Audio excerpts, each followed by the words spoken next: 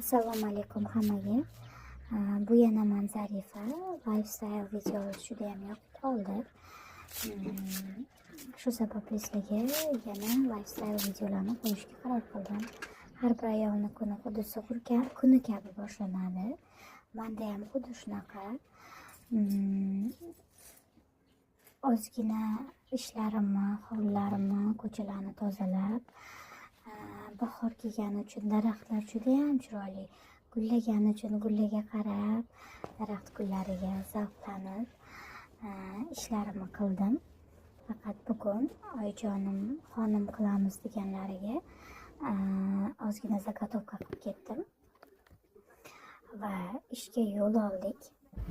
Bilasiz, maktabda ishlayman. Maktabda hayot juda ham jo'shqin.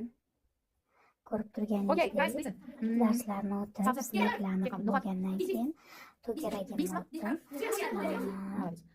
To'garagda judayam mazza qilib ishlayman. Sababi judayam ingliz tiliga qiziqadigan har xil yosh doirasidagi o'quvchilar bo'ladi. Uyga kelganimdan so'ng idishlarni yuvib, ko'chalarni tozalab oldim.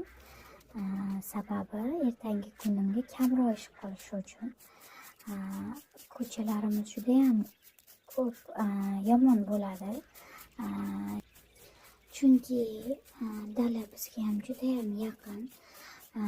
Xohlasangiz xohlamasangiz chang, musor bo'ladi. Shu sababli tez-tez tozalab turishga harakat qilaman.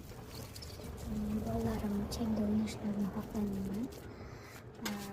Video yoqqan bo'lsa, izohlarda fikringizni kutaman. Bay bay.